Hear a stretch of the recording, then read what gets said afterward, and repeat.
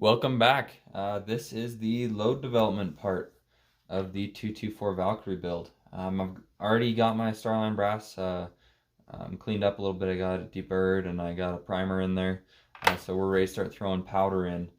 As far as components go, I pretty much just have what I could find.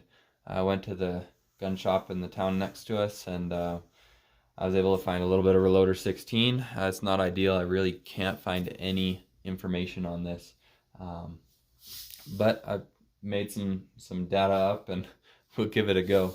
So I'm going to start with Re-16, and I'm starting with light bullets. So this is the 80 grain Eld-m, and then I also have the 80.5 grain Berger full bores.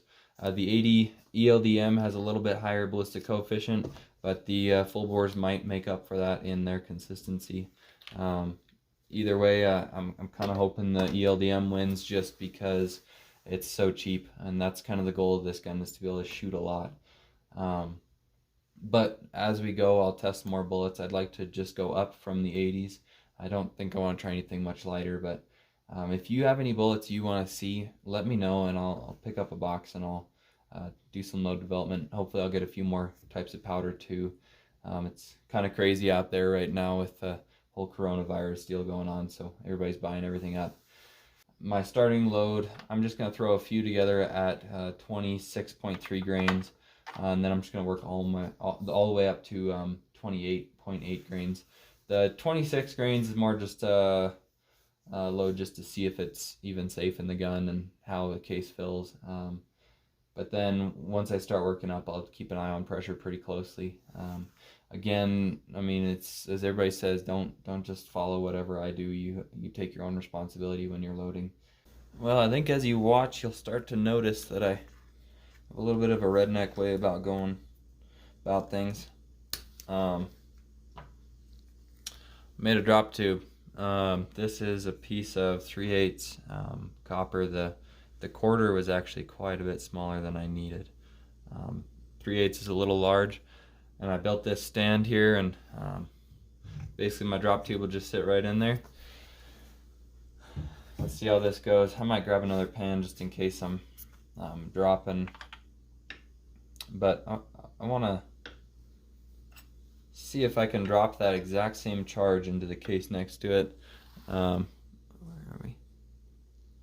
The case fill on there, that is the beginning charge of 26.3 grains. I mean, I can already see it tamping down quite a bit, but let's see how this goes. So the idea is you do it real slow, pour it in the funnel.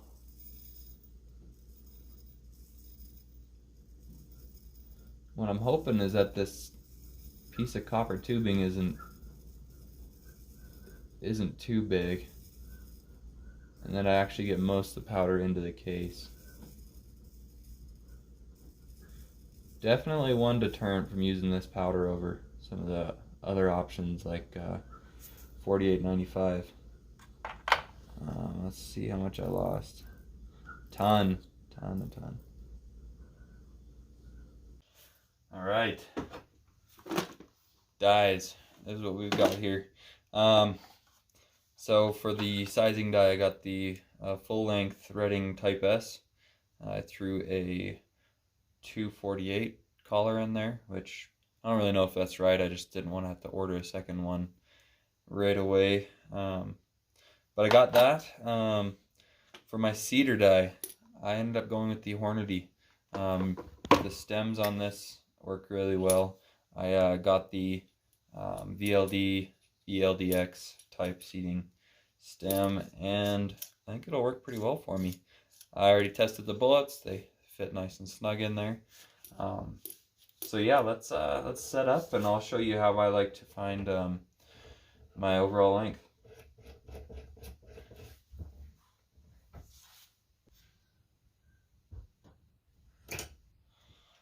Alright, as you can tell, it's loaded extremely long, but it's a good spot to start, so I'll grab my gun and show you what I do. Alright, I got my gun up here. Probably isn't the best way to show you, but I'll try. So I'm just going to go ahead and I went the wrong way. Remove my firing pin. That makes it so that when this bolt's in here, there is nothing holding it back. Alright, so what we're doing, you can see it's no effort at all to move it. Show you here, is we're going to use the primary extraction. That is where your bolt handle interfaces with the back of your action, that ramp there. Normally when you fire, it'll make that popping noise when you get up here. I go pop. But with this, there's nothing. So what we're going to do is we're going to seat the bullet out. When it engages into the lands, we'll have to use the primary extraction to pop it out, and you'll hear it click. So I'll show you what that looks like. Now, of course, this is seated out crazy far. I don't even know if I'll be able to close the bolt at all.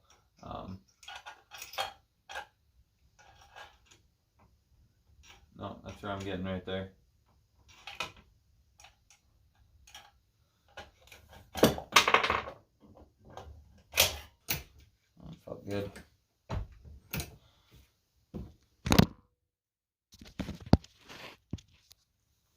Man, my phone keeps flopping over on me.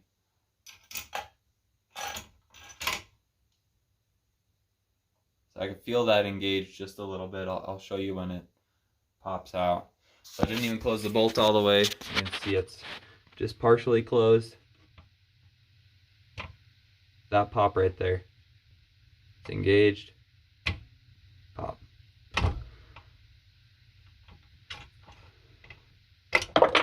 So now on the bullet itself, you probably can't see it, but there is some slight marks on there.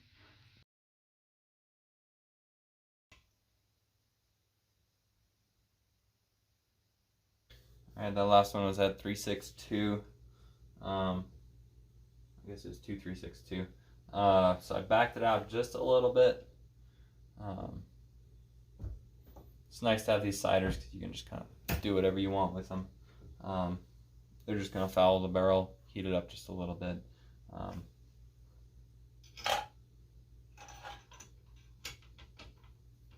Just hanging up on something there. Okay, right there, I can feel the resistance. And if I push past there, it starts to engage. And there's that pop. I'm just going to keep doing this process until I stop getting a pop. And then what I'm going to do, and it does get pretty... I'm messing around over here.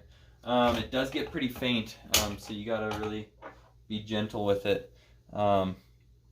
But what you can do, one thing I like about these dies is you can slow it down quite a bit just by adding more resistance, and you can get a little bit more of a fine-tune adjustment. Also, they will accept the micrometer, which I'll probably have to add here pretty soon. But I wanted to get loading, and this was about the cheapest setup that I felt okay with. So yeah, we'll just keep on just setting it back just a little bit more. One thing I wanted to show you was how far in that bullet is seated. That boat tail is right at that neck shoulder junction. It's pretty close. And as I go up in weight, I should have just a little bit extra bearing surface, and it'll come into the case just a little bit. But it's looking really good. I can get the most powder in there that I can. There's a little bit of crunch, not much, just a little bit. But I think I'll be okay. I might go up just a little bit from there and then down. But I think this is a good starting point.